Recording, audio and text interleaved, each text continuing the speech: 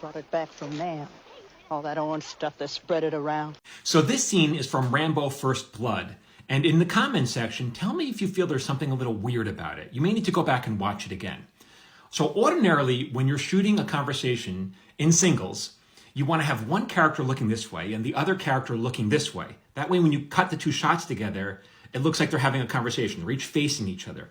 But in this shot, you have the woman looking this way and Rambo is also looking this way. So their eye lines don't match. This is what we mean when we say the shots don't match. So it looks like they're not really in the same scene together. It looks like they're not even talking to each other. It's a little disorienting. Now, I'm not throwing shade here. This could have been just a common and easy mistake to make, or it could have been a conscious decision by the filmmaker to have Rambo kind of feel a little lost, to have the audience feel as lost as Rambo felt in this scene.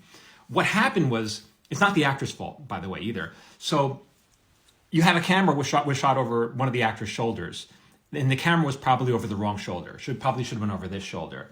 So let's say we're shooting me. Let's say I'm Rambo. And we're looking at the camera here. Okay, that might be fine. But the minute you move the camera this way, now my eye line is screwed up. And that's not going to match with the other actor. That's why it's going to look like we're both looking in the same direction.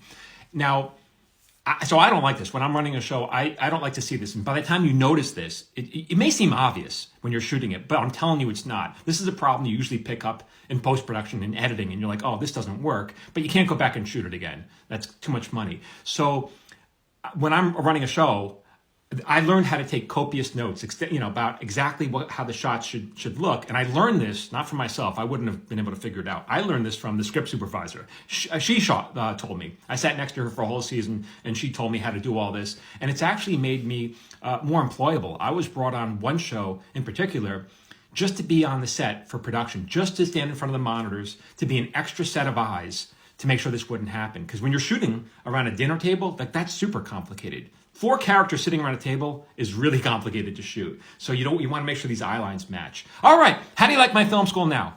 For more of what it's like to be a TV writer, keep following me here at Michael Jamin Writer.